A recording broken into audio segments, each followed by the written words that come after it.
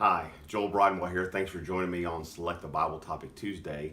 If you haven't seen the Marriage and Family Monday on making the most of your summertime with your family, take a look at that and share it and comment on it. Let me hear your ideas as well. On Witnessing Wednesday, I'll deal with a basic element of the gospel that needs to be included in every time you share the gospel. But on this one, the most votes was for capital punishment. So let me just talk to you about what the Bible teaches about capital punishment. That is, taking a state, taking the life of someone that has committed a certain kind of crime. And so we find both in Old and New Testament, we find support for capital punishment. Right after the flood, a worldwide flood, when it comes back down to Noah and his family, God says in Genesis chapter 9 and verse 5, whoever sheds man's blood, by man shall his blood be shed. And he gives a basis for taking someone's life. If you do it intentionally, and it's proven that way, then your life ought to be required as well.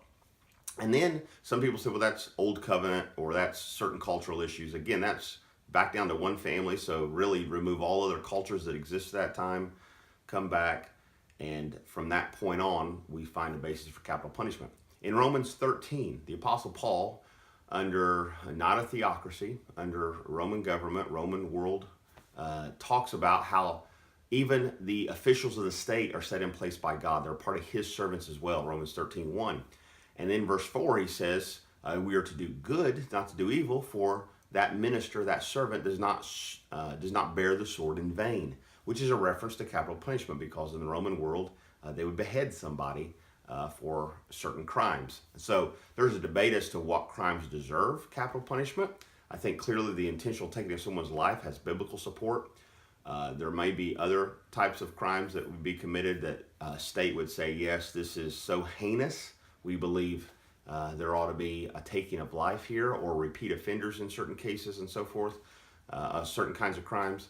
But the Bible does give a basis for that. Now, if you're a Christian, you can say, I don't believe in capital punishment. I don't believe we should ever take someone's life. Well, then you're arguing against what Scripture teaches, because the severity of sin can be so great that it demands immediate consequences in this life. Somebody says, well, but if you don't take their life, they may live longer and they may come to Christ. Yeah, but the severity of them looking at the end of their life and staring it in their face may be what God uses to propel them to have what we might call a deathbed conversion, like the thief on the cross that was repentant. So capital punishment is taught in Scripture. Like it or not, you got to wrestle with that and just say, Lord, I want your word to be supreme in my life, and I need to wrestle through some issues or wade through some issues to determine what is worthy of capital punishment. I believe the Bible teaches that we need to have a good Christian worldview as we make those kind of arguments. Thanks for watching. Please comment and share, and I'll look forward to interacting with you. See you again soon.